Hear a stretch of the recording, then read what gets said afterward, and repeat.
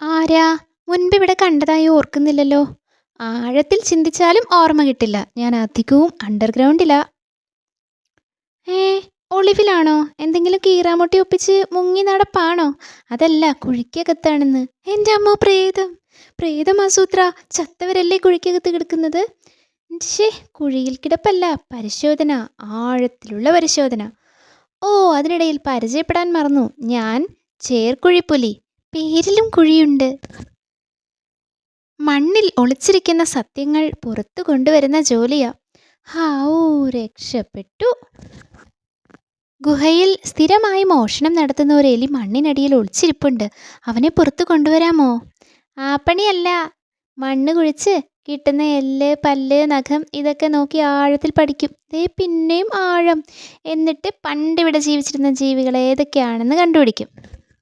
പണ്ടെന്ന് പറഞ്ഞാൽ? പണ്ടെന്ന് പറഞ്ഞാൽ 100, 200, 500 വർഷം മുമ്പ്. അയ്യയ്യോ, അത്രയും പണ്ട് കണ്ടുപിടിക്കാൻ പറ്റുമോ? പറ്റും. എന്താ, എന്നെ സഹായിക്കാൻ താല്പര്യമുണ്ടോ? താല്പര്യമുണ്ട്. താല്പര്യമില്ല. ആഴത്തിൽ കൂടി നല്ല രസമാ. സൂത്ര, ഞാൻ പോട്ടെ. കുഴിക്കാനോ കുളിക്കാനോ താൻ എന്തിനു വേണമെങ്കിലും പൊക്കോ. ഞാനില്ല. മണ്ടച്ചാരേ, മരത്തിലല്ല മണ്ണിൽ കുഴിക്കടോ. നല്ല ആഴത്തിൽ. ഇവിടെ കുഴിച്ചാൽ ഒന്നും കിട്ടാനില്ല. ഞാൻ പണി നിർത്തി. ഞാൻ കുറച്ചും കൂടി കുഴിക്കട്ടെ. നല്ല രസം.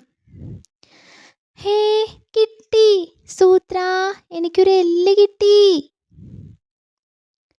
ആ ഷീരു നമ്മൾ വിചാരിക്കുന്നത് പോലെ മണ്ടനല്ല. ഇന്നലെ അങ്ങേരുടെ ഗുഹയിൽ നിന്ന് ഞാനൊരു ഇറച്ചി കഷ്ണം അടിച്ചു മാറ്റി. ഇന്ന് അങ്ങേര് ബുദ്ധിപൂർവ്വം സ്ഥലം കണ്ടെത്തി തെളിവ് ശേഖരിച്ചു.